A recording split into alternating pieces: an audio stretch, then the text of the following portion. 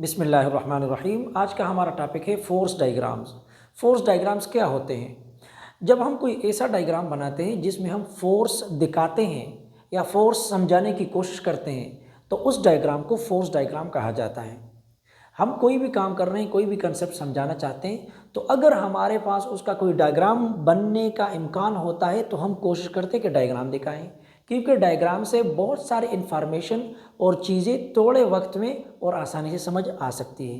ठीक है, जिस तरह ये कुछ डायग्राम्स आपके सामने बनी हुई हैं और अगर इसको हम इंटरप्रेट करना चाहें यानी ये डायग्राम को बयान करना चाहें तो 3 से 4 या 5 लाइन लग जाएंगी, लेकिन जहाँ मैंने डायग्राम यहाँ पे बनाया हुआ है तो कोई 4-5 लाइन लिखने की ज़रूरत नहीं है। टाइम भी बचत हो रहा है और आपको समझने में भी आसानी हो रही है। You can visualize it. Okay, आपको इतनी तो समझ आ गई कि फोर्स डायग्राम्स फोर्स और उसके इफ़ेक्ट्स को समझने के लिए इंतहाई अहम और ज़रूरी होते हैं। जैसे कि मैंने यहाँ पे लिखा भी है कि फोर्स डायग्राम का मकसद क्या है? To representing and showing forces and their effects. हम अगर कोई फोर्स और उसका इफेक्ट, उसका असर किसी ऑब्जेक्ट पर क्या पड़ रहा है, कैसे पड़ रहा है, उसको समझना चाहते हैं तो बजाय कि मैं 4-5 लाइन लिखूं, मैं उसको बना दूं डायग्राम बना के। आप उसको देख सकते हैं, आपको समझ आ जाएगा कि भाई ये क्या बोलना चाहता है। तो चीज़ें बहुत आसान हो जाती है। डायग्राम्स हमारे पास 2 किस्म के हैं बेसिक। एक हमारे पास है सिस्टम डायग्राम्स जिसको हम SDB बोलते हैं, ठीक है, और एक हमारे पास है फ्री बॉडी डायग्राम यानी FBD। इन दोनों में क्या फ़र्क है?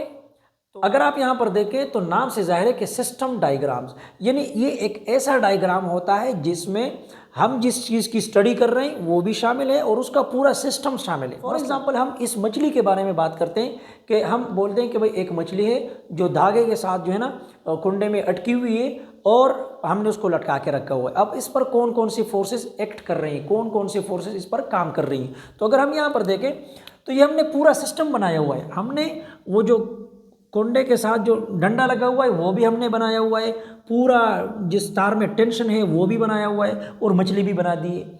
तो ये डायग्राम जो है ये पूरा एक सिस्टम दिखा रहा है, हमें पूरा सिस्टम दिखा रहा है। इसकी बजाय अगर हम सिर्फ क्या करें, सिर्फ जो ऑब्जेक्ट हम स्टडी कर रहे हैं, फॉर एग्जांपल जिस तरह हमने यहाँ पे कहा है कि free body diagrams representation of only the objects under study, सिर्फ उस ऑब्जेक्ट को हम रिप्रेजेंट करें, उसका डायग्राम बनाए जिसके बारे में हम स्टडी करना चाहते हैं कि भाई इस पर कितना फोर्स अप्लाई हो रहा है और कितने कितने फोर्सेज हैं, ठीक है, किस डायरेक्शन में। तो अगर हम यहाँ पर देख लें तो इसमें हम क्या करते हैं, हमने ये बता दिया कि भाई इसमें फोर्स अपवर्ड डायरेक्शन में यहाँ पे रिसीव है और इसको हम बोल सकते हैं F इन द टेंशन वाला फोर्स है, ठीक है, हमने बोल दिया, रिप्रेजेंट कर दिया।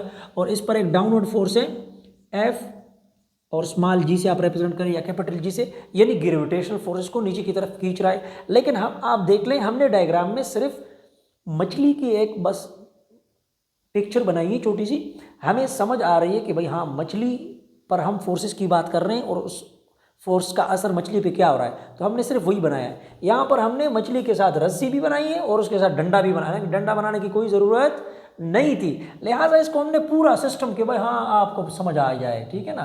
तो ये भी ठीक है और ज़रूरत की होती है भी ठीक है। ये थोड़ा शार्ट है और ये थोड़ा सा डिटेल्ड है या एक्सप्लेनेटरी है, इसको भी आप ऐसे बोल सकते हो कि टेंशन वाला फोर्स और ये नीचे की तरफ ग्रेविटी वाला फोर्स इस पर एक्ट कर रहा है, ठीक है। दोनों का मकसद सेम है। यहाँ पर आप इसको देख लें, इस डायग्राम को देख लें, ये अर्थ है, आपने ज़मीन बना ली कि भाई ये फुटबॉल है और फुटबॉल का कोई मास है और अगर इस फुटबॉल को जिसका मास m है ज़मीन अप की तरफ खींच रही है तो Fg वो डाउनवर्ड है और जो अपवर्ड की तरफ इस पर फोर्स अप्लाई हो रहा है उसको हम Fd बोल लेते हैं, यानी ड्रैग फोर्स। हवा इसके बाल को नीचे आने नहीं दे रही लेकिन वो रेजिस्ट कर रही है, ठीक है, लेकिन बाल पे चूंकि ग्रेविटी ज़्यादा है अर्थ की तो वो नीचे की तरफ आ रहा है। अब हमने क्या हमने पूरा सिस्टम बना दिया कि भाई हाँ अच्छा अर्थ और मास सिस्टम है, यानी अर्थ इसको खींच रहा है, तो ये एक पूरी तफसील हो गई। इसके बजाय अगर हम ये डायग्राम ले लें तो ये भी वही फुटबॉल है, ठीक है, यही फुटबॉल को हमने थोड़ा बड़ा करके बना दिया। हम यहाँ बोल सकते हैं कि भाई इस पर जो फोर्स एक्ट कर रहा है वो ग्रेविटेशनल फोर्स है जो कि डाउनवर्ड डायरेक्शन में, और इस पर जो अपवर्ड डायरेक्शन में फोर्स है उसको हम ड्रैग फोर्स बोलते हैं, drag force of the air.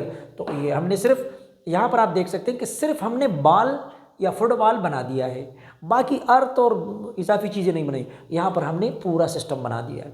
Exactly ये इसको आप देख लें तो यहाँ पर हमने क्या बनाया कि हम अगर नॉर्मल फोर्स को स्टडी कर रहे हैं तो हम बोले कि भाई बुक जो है, किताब जो है वो टेबल पे पड़ा हुआ है और ग्रेविटी इसको डाउनवर्ड खींच रही है, फोर्स इस पे एक्ट कर रहा है, और लेकिन ये टेबल इस किताब को ऊपर की तरफ धक्का दे रहा है, जिसको हम नॉर्मल फोर्स कहते हैं, FN बोलते हैं। लेकिन वहाँ पर अगर आप डायग्राम देख ले तो यहाँ पर हमने सिर्फ किताब बनाया है, यानी उसका डायग्राम बनाया है, और उस पर जो फोर्सेस एक्ट कर रही हैं वो बनाई है, लेकिन कोई टेबल वेबल नहीं बनाया, मज़ीद तफसील कोई नहीं है, बस जस्ट ये अंडर स्टडी है ना, हम सिर्फ बुक की स्टडी कर रहे हैं कि भाई इस पर कितनी फोर्सेस एक्ट कर रही हैं। तो हमने सिर्फ किताब बनाया है और हमने यहाँ पे लिख दिया कि force of gravity acting downward and normal force acting upward. So ये you can see and understand the difference between two different types of force diagrams। ये हमारे बहुत काम आएंगी, बहुत छोटा सा और आसान सा टॉपिक है लेकिन हमारे बहुत काम का है।